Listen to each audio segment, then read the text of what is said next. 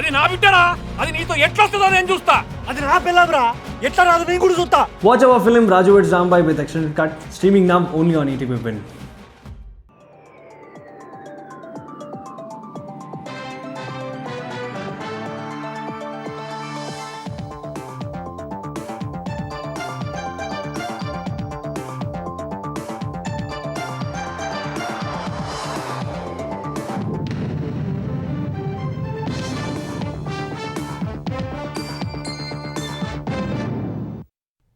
నమస్కారం, ఈటీవీ న్యూస్కి స్వాగతం. ఈనాటి ముఖ్యాంశాలు. కొత్త ఏడాదికి స్వాగతం పలుకుతున్న ప్రపంచ దేశాలు. ఆక్లాండ్, సిడ్నీలో వైభవంగా వేడుకలు. ఆహ్వానం పలికేందుకు సిద్ధమైన భారత్.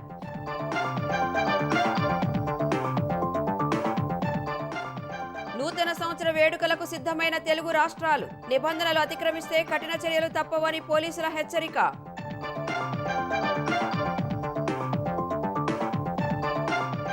ఏపీలో ఉనికిలోకి వచ్చిన పోలవరం, మార్కాపురం జిల్లాలు. బాధ్యతలు చేపట్టిన కలెక్టర్లు. అమల్లోకి వచ్చిన 5 రెవెన్యూ డివిజన్లు.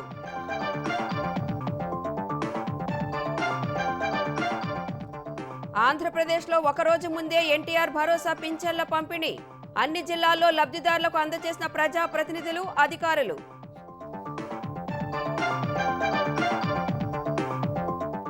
2026 ఏడాదికి భారీ లక్ష్యాలను నిర్దేశించుకున్న జీహెచ్ఎంసీ. పరిశుభ్రతలో అగ్రస్థానంపై గురి. ఏప్రిల్ నాటికి పెండింగ్ ఫ్లైఓవర్లు పూర్తి. Vande Bharat sleeper rail trial run పూర్తి. రాజస్థాన్లోని కోటా, నాగ్దా మధ్య పరుగు. 180 కిలోమీటర్ల వేగం వద్ద సురక్షితమన్న రైల్వే శాఖ. చిన్న ఉపగ్రహాల ప్రయోగాల దిశలో ఇస్రో ముందడుగు. స్మాల్ శాటిలైట్ లాంచ్ వెహికల్ విజయవంతంగా పరీక్షించిన శాస్త్రవేత్తలు. అక్రమ ఆయుధాల కేసులో ఢిల్లీ వ్యాపారి ఇంట్లో ఈడీ సోదాలు. 5 కోట్ల నగదు, 9 కోట్ల ఆభరణాలు గుర్తింపు. 35 కోట్ల ఆస్తుల పత్రాలు స్వాధీనం.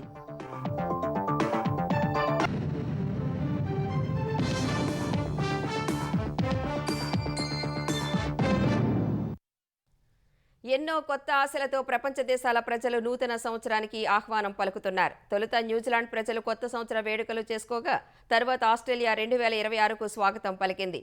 జపాన్, దక్షిణ కొరియాల్లోనూ కొత్త ఏడాది కోలాహలం మొదలైంది. మిగిలిన దేశాల ప్రజలు కొత్త సంవత్సర వేడుకలకు సిద్ధమయ్యారు. నూతన సంవత్సర వేడుకలు న్యూజిలాండ్లో వైభవంగా జరిగాయి. ఆక్లాండ్లో కివీస్ ప్రజలు 2025కు వేడుకలు పలికి 2026ను ఆహ్వానించారు. ఆక్లాండ్లో సరిగ్గా 12 గంటలు కాగానే ప్రఖ్యాత స్కై టవర్ బాణాసంచా కాంతులతో వెలుగులీనింది. రంగురంగుల కాంతుల తారాజువ్వలు నింగిలోకి దూసుకెళ్లగా ప్రజలు పరస్పరం కొత్త సంవత్సర శుభాకాంక్షలు చెప్పుకున్నారు. అయితే న్యూజిలాండ్లోని మిగిలిన ప్రాంతాల్లో వర్షం వల్ల వేడుకలు రద్దయ్యాయి.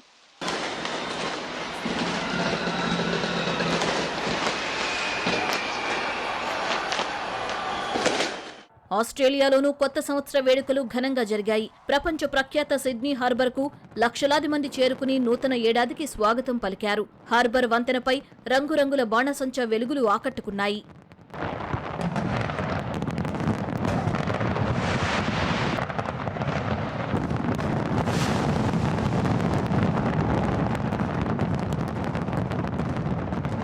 జపాన్లో కొత్త ఏడాదికి వినూత్నంగా స్వాగతం పలికారు.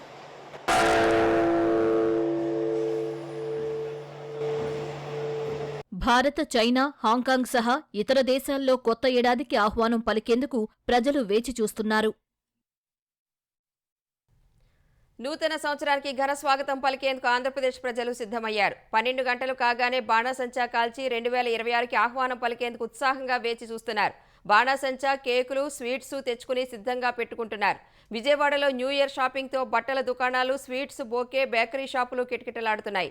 స్వీట్ షాప్ నిర్వాహకులు నోరూరించే ప్రత్యేక వంటకాలను సిద్ధం చేశారు.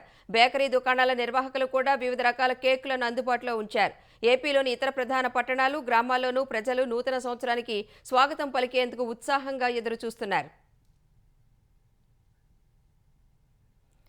నూతన సంవత్సర వేడుకల్లో నిబంధనలు అతిక్రమించే వారిపై కఠిన చర్యలు తప్పవని హైదరాబాద్ పోలీసులు హెచ్చరించారు. నూతన సంవత్సర వేడుకల నేపథ్యంలో ఎలాంటి అవాంఛనీయ ఘటనలు జరగకుండా పటిష్ట బందోబస్తు ఏర్పాటు చేశారు. ఈ రాత్రి 120 ప్రాంతాల్లో డ్రంక్ అండ్ డ్రైవ్ తనిఖీలు చేపట్టనున్నారు. ఇందుకు 7 ప్లాటూన్ల అదనపు బలగాలను రంగంలోకి దించారు. డ్రంక్ అండ్ డ్రైవ్ లో పట్టుబడితే వాహనం సీజ్, 10,000 జరిమానా, 6 నెలల జైలు శిక్ష కూడా పడే అవకాశం ఉందని హైదరాబాద్ పోలీస్ కమిషనర్ సజ్జనార్ తెలిపారు. జనవరి తొలి వారమంతా ప్రత్యేక డ్రైవ్ ఉంటుందన్నారు. పార్టీలకు వెళ్లేవారు ముందుగానే డ్రైవర్లను ఏర్పాటు చేసుకోవాలని సూచించారు. ర్యాష్ డ్రైవింగ్, బహిరంగ ప్రదేశాల్లో న్యూసెన్స్, ట్రిపుల్ రైడింగ్ చేస్తే కఠిన చర్యలు తప్పవని సజ్జనార్ తెలిపారు. శబ్ద కాలుష్య నిబంధనలు ఖచ్చితంగా పాటించాలని ఆదేశించారు. గంజాయి, డ్రగ్స్ వినియోగం జరిగినా, అశ్లీల నృత్యాలకు తావిచ్చినా యాజమాన్యాలపై క్రిమినల్ కేసులు నమోదు చేస్తామన్నారు. NTR Marg, necklace road, tank bund తదితర ప్రాంతాల్లో రాత్రి 11 నుంచి తెల్లవారుజామున 2 గంటల వరకు వాహనాల అనుమతిని నిషేధించారు. పోలవరం నుంచి గోదావరి జిల్లాలో మళ్లించకుండా తెలంగాణ హక్కుల పరిరక్షణకు బలంగా పోరాడుతున్నట్లు తెలంగాణ నీటిపారుదల శాఖ మంత్రి ఉత్తమ్ కుమార్ రెడ్డి చెప్పారు. ప్రభుత్వ పరంగా, చట్టపరంగా అన్ని చర్యలు చేపట్టినట్లు తెలిపారు. బనకచెర్ల, నల్లమల సాగర్ లింక్ ప్రాజెక్టులు, ట్రిబ్యునల్ తీర్పులు, చట్టాలు కేంద్ర జలసంఘం మార్గదర్శకాలకు విరుద్ధమని బలంగా చెప్పినట్లు పేర్కొన్నారు. ఎలాంటి అనుమతులు ఇవ్వొద్దని కేంద్రానికి లేఖలు రాసినట్లు వివరించారు. తెలంగాణ ప్రభుత్వ ప్రయత్నం వల్లే కేంద్ర పర్యావరణ మంత్రిత్వ శాఖ కమిటీ ఏపీ ప్రతిపాదనను వెనక్కి పంపిందని చెప్పారు. కేంద్ర జలశక్తి శాఖ, కేంద్ర జలసంఘం, గోదావరి కృష్ణా నది యాజమాన్య బోర్డులు, పోలవరం ప్రాజెక్టు అథారిటీ కూడా అభ్యంతరాలు తెలిపాయని మంత్రి ఉత్తమ్ తెలిపారు. జూలైలో జరిగిన సమావేశం ఎజెండాలో పోలవరం, బనకచెర్ల అంశాన్ని ఎజెండాగా చేర్చడాన్ని తిరస్కరించినట్లు ఉత్తమ్ గుర్తు చేశారు. పోలవరం, నల్లమల సాగర్ లింక్ డీపీఆర్ తయారీ కోసం ఏపీ సర్కార్ టెండర్లు పిలిచిన వెంటనే సుప్రీంకోర్టులో పిటిషన్ వేసినట్లు చెప్పారు. పోలవరం విస్తరణ పనులు నిలిపివేసేలా ఆదేశాలు ఇవ్వాలని పిటిషన్లో విజ్ఞప్తి చేసినట్టు ఉత్తమ్ తెలిపారు. గోదావరి జిల్లాలో తెలంగాణ హక్కుగా ఉన్న 968 టీఎంసీలను పరిరక్షించుకునేందుకు పూర్తి చిత్తశుద్ధితో పనిచేస్తున్నట్లు చెప్పారు. ఎవరికీ కేటాయించని వరద జలాలపై 2 రాష్ట్రాలను సంప్రదించాల్సిందేనని తేల్చి చెప్పారు. హైదరాబాద్ మహానగరాన్ని 2026 ఏడాది పరిశుభ్రతలో అగ్రస్థానంలో నిలపడమే లక్ష్యంగా పనిచేయనున్నట్లు జీహెచ్ఎంసీ కమిషనర్ ఆర్వి కర్ణన్ తెలిపారు. 2025 స్వచ్ఛ సర్వేక్షణలో జాతీయ స్థాయిలో జీహెచ్ఎంసీ 6వ ర్యాంక్ సాధించిందని చెప్పారు. గ్రేటర్లో పారిశుద్ధ్యం సహా వివిధ అభివృద్ధి పనులు, పరిపాలన అంశాలపై ఆయన వివరాలు వెల్లడించారు. జీహెచ్ఎంసీ 650 చదరపు కిలోమీటర్ల నుంచి దాదాపు 2000 కిలోమీటర్ల వరకు విస్తరించిన క్రమంలో రోజుకు 9000 మెట్రిక్ టన్నుల చెత్త ఉత్పత్తి అవుతుందన్నారు. చెత్త నిర్వహణకు కొత్త డంపింగ్ యార్డుల కోసం భూసేకరణ చేస్తున్నట్లు తెలిపారు. వచ్చే ఆర్థిక సంవత్సరానికి 3000 కోట్ల ఆస్తి పన్ను వసూలు చేయాలని లక్ష్యంగా పెట్టుకున్నట్లు తెలిపారు. నగరంలో పెండింగ్లో ఉన్న ఫ్లైఓవర్లను ఏప్రిల్ నాటికి పూర్తి చేస్తామని, హెచ్సిటీ ప్రాజెక్టు కింద చేపట్టిన 32 ప్రాజెక్టులను త్వరలోనే ప్రారంభిస్తామని ప్రకటించారు. ఉన్న జవహర్ డంపింగ్ యార్డ్ అక్కడ మనకు ఎన్జిటి వల్ల we have to close for some time. So దీని వల్ల ఆ ఇష్యూ ఒకసారి మీరు ఒకరోజు మన sanitation ఆపేమో చేయట్లేనా, it affect at least for another week. So వాస్తవమే కొన్ని ప్రాబ్లమ్ ఉన్నాయి. దానికోసమే we are focusing first this year, next year our first focus on sanitation. Sanitation definitely in 2026 you will see a sea change. 2025లో తెలంగాణ అవినీతి నిరోధక శాఖ భారీగా కేసులను నమోదు చేసింది. మొత్తం 199 కేసులు నమోదు చేయగా ఆయా కేసుల్లో 273 మంది నిందితులను ఏసీబీ అరెస్టు చేసింది. లంచం తీసుకుంటుండగా వలపన్ని పట్టుకున్న 157 కేసుల్లో 224 మందిని అరెస్టు చేశారు. వీరిలో 176 మంది ప్రభుత్వ ఉద్యోగులు ఉన్నారు. ఆదాయానికి మించి ఆస్తుల కేసులు 15 నమోదయ్యాయి. నేరపూరిత దుష్ప్రవర్తన కలిగిన కేసులు 26 నమోదు చేయగా 34 మందిని అరెస్టు చేశారు. వివిధ ప్రభుత్వ కార్యాలయాల్లో ఏసీబీ అధికారులు 54 ఆకస్మిక తనిఖీలు నిర్వహించారు. ఇందులో సబ్ రిజిస్టర్ కార్యాలయాలు, ఆర్టీఏ చెక్పోస్టులు, సంక్షేమ హాస్టళ్లు ఉన్నాయి. 115 కేసుల్లో ఏసీబీ ప్రాసిక్యూషన్ మంజూరు ఉత్తర్వులు పొంది విచారణ చేపట్టింది. 15 అక్రమాస్తుల కేసులో 96.13 కోట్ల విలువైన ఆస్తులను ఏసీబీ గుర్తించింది. లంచాలు డిమాండ్ చేసే ప్రభుత్వ అధికారుల గురించి ప్రజలు toll free number 1064, WhatsApp number 9440446106 ద్వారా ఫిర్యాదు చేయాలని తెలంగాణ ఏసీబీ డీజీ చారు సిన్హా తెలిపారు. ఆంధ్రప్రదేశ్లో జిల్లాల సంఖ్య అధికారికంగా 28కి పెరిగింది. జిల్లాల పునర్వ్యవస్థీకరణలో భాగంగా కొత్తగా ఏర్పడిన పోలవరం, మార్కాపురం జిల్లాలు ఉనికిలోకి వచ్చాయి. అన్నమయ్య జిల్లా కేంద్రంగా మదనపల్లెలో కార్యకలాపాలు ప్రారంభం కాగా స్థానికులు కృతజ్ఞతా ర్యాలీ నిర్వహించారు. కొత్తగా ఏర్పాటు చేసిన 5 రెవెన్యూ డివిజన్లు, కొత్తగా ఏర్పడిన ఆదోని 2 మండలాన్ని ప్రజాప్రతినిధులు, అధికారులు ప్రారంభించారు. నూతనంగా ఏర్పడిన పోలవరం జిల్లా కేంద్రం రంపచోడవరంలో పాలనా కార్యకలాపాలను అల్లూరి జిల్లా కలెక్టర్, జాయింట్ కలెక్టర్ ప్రారంభించారు. మార్కాపురం జిల్లా ప్రారంభోత్సవ కార్యక్రమంలో ఎమ్మెల్యేలు, మంత్రి డోలా వీరాంజనేయ స్వామి పాల్గొన్నారు. మార్కాపురం తర్లుపాడు రోడ్లోని వెలిగొండ ప్రాజెక్టు నిర్వాసితుల కాలనీలో తాత్కాలిక భవనాల్లో కలెక్టర్ కార్యాలయాన్ని మంత్రి ప్రారంభించారు. ఇన్ఛార్జ్ కలెక్టర్గా రాజాబాబు, ఇన్ఛార్జ్ ఎస్పీగా హర్షవర్ధన్ రాజు బాధ్యతలు స్వీకరించారు. ఇచ్చిన మాట ప్రకారం జిల్లాను ఏర్పాటు చేసినందుకు చంద్రబాబుకు ప్రజాప్రతినిధులు ధన్యవాదాలు తెలిపారు.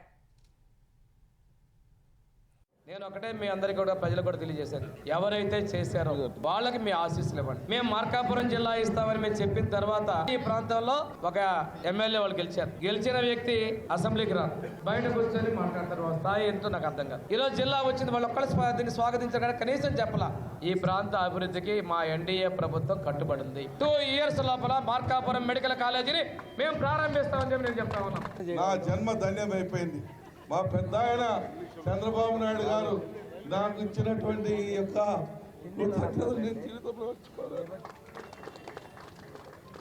జీవితంలో మర్చిపోలేము. ఆ వెలుగొండ ప్రాజెక్టు కూడా త్వరలోనే పూర్తి చేపిస్తాం. ఆ వెలుగొండ ప్రాజెక్టు దగ్గర చంద్రబాబు నాయుడు గారు గుడి కూడా కట్టిస్తానని ఈ సందర్భంగా మీ అందరికి మాట చెప్తా ఉన్నా. ఆంధ్రప్రదేశ్ వ్యాప్తంగా ఎన్టీఆర్ భరోసా పింఛన్ల పంపిణీ పండుగ వాతావరణంలో సాగింది. 1వ తారీఖుకు ఒకరోజు ముందే మంత్రులు, ప్రజాప్రతినిధులు, అధికారులు పింఛన్లు పంపిణీ చేశారు. ప్రకాశం జిల్లా జే పంగులూరు మండలం నూజిళ్లపల్లి గ్రామంలో మంత్రి గొట్టిపాటి ఇంటింటికి తిరిగి పెన్షన్లు అందజేశారు. ఎన్టీఆర్ జిల్లా జగ్గయ్యపేటలో ఎమ్మెల్యే శ్రీరామ్ తాతయ్య లబ్ధిదారులకు ఎన్టీఆర్ భరోసా పెన్షన్లు పంపిణీ చేశారు. నంద్యాలలో మంత్రి ఫారూక్ లబ్ధిదారులకు పింఛన్లు అందజేశారు. దోశలు అమ్ముకునే మహిళను పలకరించిన మంత్రి ఫారూక్ దోశ రుచి చూశారు. పార్వతీపురం మన్యం జిల్లా సాలూరు పట్టణంలోని 24, 26, 27వ వార్డుల్లో పెన్షన్లు పంపిణీ చేసిన మంత్రి సంధ్యారాణి ఒకచోట సరదాగా పూరీలు వేశారు. కోనసీమ జిల్లా ముమ్మిడివరంలో ఉదయాన్నే వృద్ధులు, వికలాంగులకు పింఛన్లు అందజేశారు. నెల్లూరు 54వ డివిజన్ భగత్ సింగ్ కాలనీలో మంత్రి నారాయణ పింఛన్లు పంపిణీ చేశారు. కడప జిల్లా వేంపల్లె మండలంలోని అమ్మగారిపల్లెలో కూటమి నేతలు ఇంటింటికి వెళ్లి పింఛన్లు పంపిణీ చేశారు. తూర్పుగోదావరి జిల్లా నిడదవోలు నియోజకవర్గం పరిధిలో మంత్రి కందుల దుర్గేష్ పింఛన్లు అందజేశారు. రేపు జనవరి 1వ తారీఖు కనుక అందరూ హడావిడిగా ఉంటారు కనుక ఒకరోజు ముందుగానే 31వ తారీఖునే ప్రజలకి పెన్షన్లు అందుబాటులో తీసుకురావాలనే ఆలోచనతోటి రాష్ట్రం మొత్తం మీద అన్ని ప్రాంతాల్లో కూడా పెన్షన్లు స్వయంగా అధికారులు కానీ, రాజకీయ నాయకులు కానీ అందరూ కలిసి వెళ్ళి ఆ పెన్షన్లు ఇవ్వడం జరుగుతూ ఉంది. ఇది రాష్ట్ర ఖజానా మీద విపరీతమైన భారం పడుతున్నప్పటికీ కూడా ప్రజలకు ఇచ్చిన మాటను నిలబెట్టుకోవడానికి ఈ కార్యక్రమాన్ని చేపడతా ఉన్నారు. అదేవిధంగా ఇప్పుడు ఇంకా చాలామంది అర్హులైన వారు మాకు పెన్షన్లు కావాలని అడుగుతూ ఉన్నారు. అవన్నీ కూడా పరిగణలో తీసుకుని త్వరలోనే దాని మీద కూడా ఒక నిర్ణయం తీసుకోవడానికి ముఖ్యమంత్రి గారు సుముఖంగా ఉన్నారు. దేశీయంగా అధునాతన సౌకర్యాలతో తయారైన Vande Bharat sleeper rail trial run పూర్తి చేసుకుంది. త్వరలో పట్టాలెక్కే స్లీపర్ వర్షన్ వేగం, స్థిరత్వాన్ని పరీక్షించేందుకు ట్రయల్ రన్ నిర్వహిస్తున్న రైల్వే శాఖ రాజస్థాన్లోని కోటా, నాగ్దా మధ్య వందే భారత్ రైలును పరీక్షించింది. ఈ ట్రయల్స్ విజయవంతమైనట్లు ప్రకటించిన రైల్వే మంత్రి అశ్విని వైష్ణవ్ రైలు గరిష్టంగా గంటకు 182 కిలోమీటర్ల వేగంతో దూసుకువెళ్లినట్లు వివరించారు. ఈ మేరకు సామాజిక మాధ్యమం ఎక్స్లో పోస్ట్ చేసిన రైల్వే మంత్రి గరిష్ట వేగంలో అధికారులు వాటర్ టెస్ట్ చేశారని తెలిపారు. రైలు కోచ్లో నీటితో నిండిన 3 గాజు గ్లాసులపై మరో గ్లాస్ పెట్టగా గంటకు 180 కిలోమీటర్లకు మించిన వేగంలోనూ నీటి చుక్క కింద పడలేదని వివరించారు.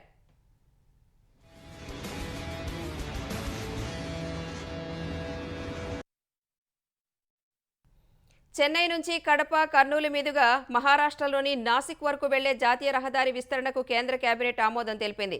ప్రధాని నరేంద్ర మోదీ అధ్యక్షతన జరిగిన కేబినెట్ భేటీలో 2 జాతీయ రహదారుల ప్రాజెక్టులకు గ్రీన్ సిగ్నల్ ఇచ్చింది.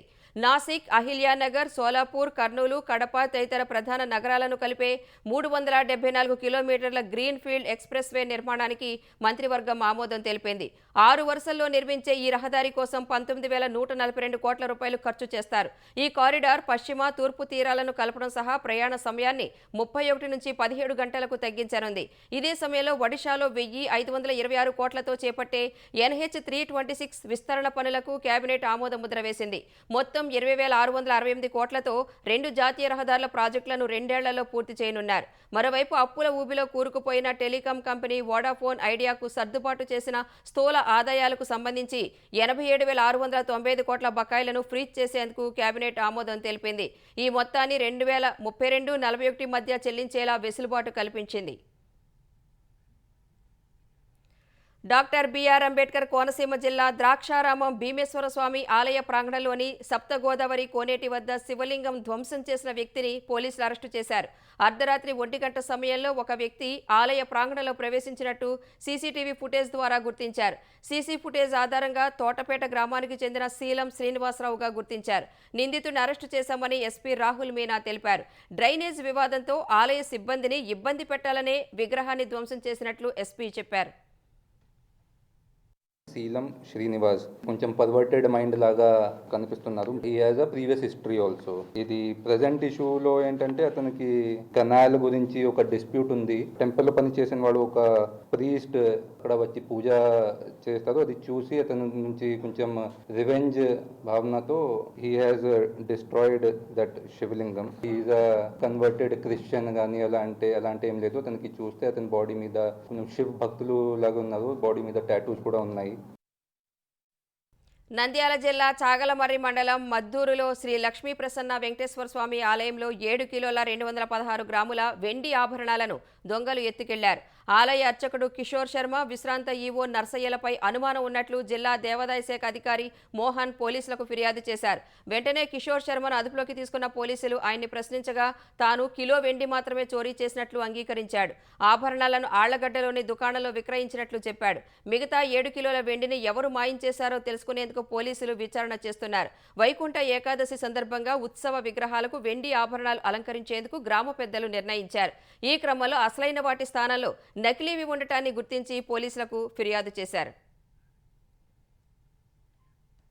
ప్రభుత్వాన్ని రాజకీయంగా ఎదుర్కోలేక వైసీపీ సోషల్ మీడియా ద్వారా ఆలయాలపై దుష్ప్రచారం చేస్తోందని ఆంధ్రప్రదేశ్ దేవాదాయ శాఖ మంత్రి ఆనం రామనారాయణ రెడ్డి ఆరోపించారు.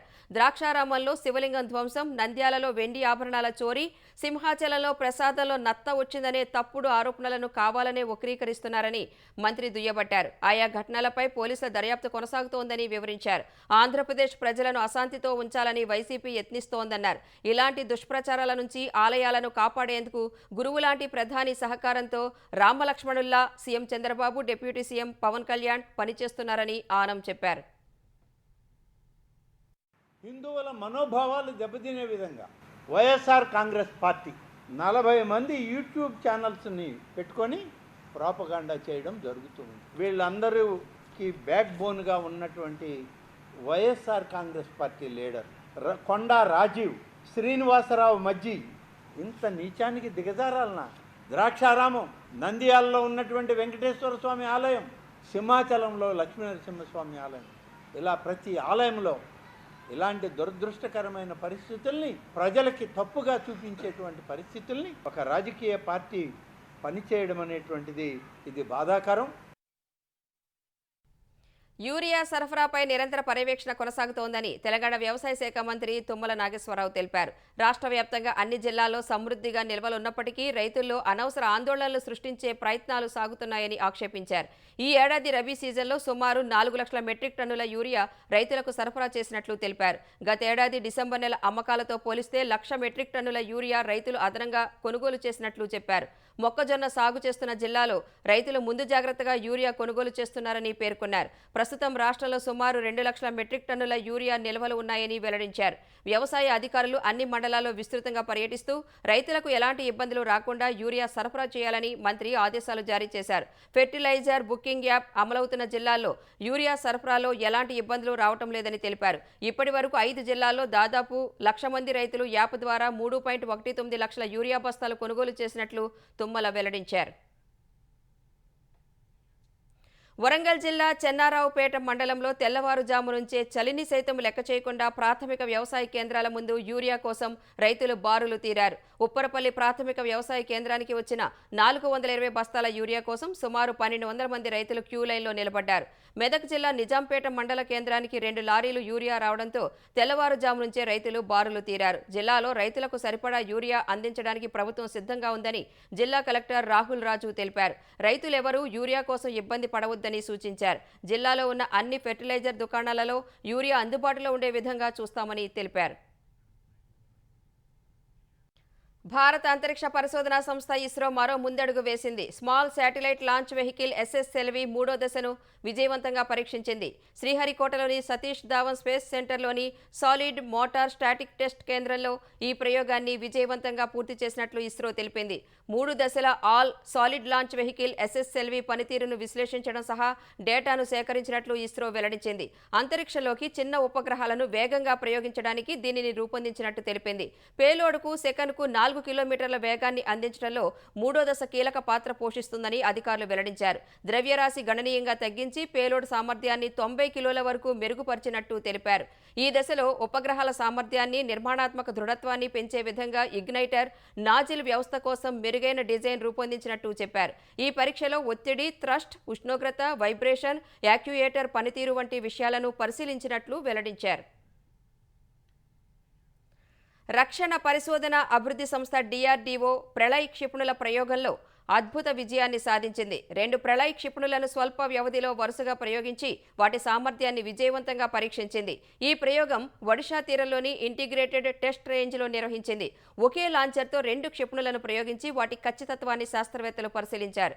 2 క్షిపణులు నిర్దేశిత మార్గంలో ప్రయాణించి అన్ని లక్ష్యాలను చేరుకున్నాయని శాస్త్రవేత్తలు ధృవీకరించారు.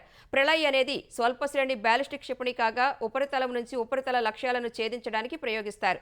ఈ ప్రయోగం విజయవంతమైనందున ఈ క్షిపణి వ్యవస్థ సైన్యంలో ప్రవేశపెట్టేందుకు మార్గం సుగమమైంది.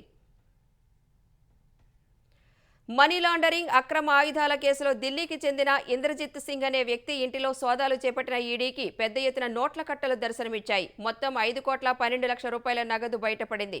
8,80,00,000 విలువైన ఆభరణాలు, 35 కోట్ల రూపాయల విలువైన ఆస్తిపత్రాలు, చెక్ బుక్లతో నిండిన ఒక బ్యాగ్ లభించాయి. ఇంద్రజిత్ సహచరుల ఇళ్లు సహా అపోలో గ్రీన్ ఎనర్జీ లిమిటెడ్, ఇతర సంబంధిత సంస్థల్లో సోదాలు చేపట్టారు. ఇంద్రజిత్ సింగ్ పై అక్రమ వసూళ్లు, ప్రైవేట్ ఫైనాన్షియర్ల నుంచి బలవంతపు రుణ వసూళ్లు, ఆయుధాలతో బెదిరించారనే ఆరోపణలపై కేసులు ఉన్నట్లు అధికారిక వర్గాలు వెల్లడించాయి.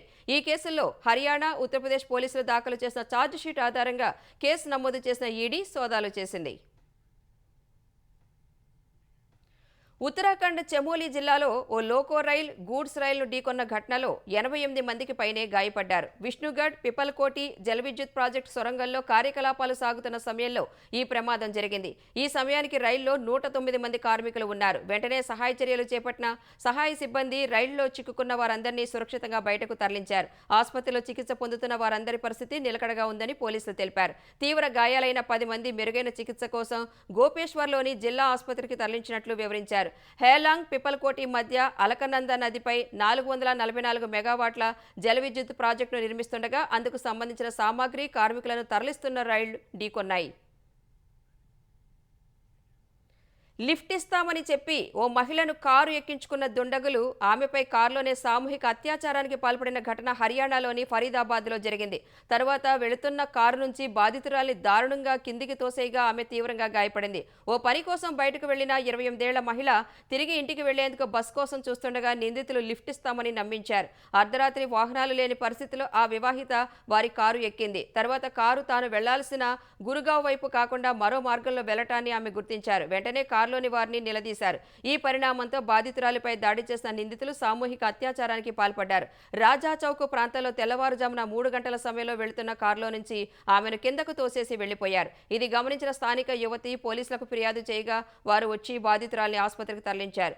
బాధితురాలి తలకు 20 కుట్లు వేసినట్లు వైద్యులు తెలిపారు. ఈ కేసులో 2 నిందితులను అరెస్టు చేసిన పోలీసులు కారును జప్తు చేశారు. దేశీయ స్టాక్ మార్కెట్లు 2025 ఏడాదిని లాభాలతో ముగించాయి. దేశంలోకి దిగుమతయ్యే కొన్ని రకాల స్టీల్ ఉత్పత్తులపై 3 ఏళ్ల పాటు సుంకాలు అమల్లో ఉంటాయన్న కేంద్రం నిర్ణయంతో స్టాక్ మార్కెట్లు ఇవాళ లాభాల్లో ముగిశాయి. గత 3 సెషన్లలో 733 పాయింట్లు క్షీణించిన సెన్సెక్స్ ఇవాళ 545 పాయింట్లు ఎగబాకింది. ఉదయం 84,794 పాయింట్ల వద్ద సూచీ ప్రారంభమైంది. మొదట్లో స్వల్పంగా అమ్మకాల ఒత్తిడికి గురైన సూచీ 84,706 పాయింట్ల కనిష్ట స్థాయిని తాకింది. తరువాత దేశీయ స్టీల్ సంస్థల నుంచి వచ్చిన మద్దతుతో క్రమంగా పెరిగిన సెన్సెక్స్ ఒక దశలో 85,437 పాయింట్ల గరిష్ట స్థాయిని తాకింది. చివర్లో మదుపర్లు లాభాల స్వీకరణకు దిగడంతో స్వల్పంగా తగ్గి 85,221 పాయింట్ల వద్ద స్థిరపడింది.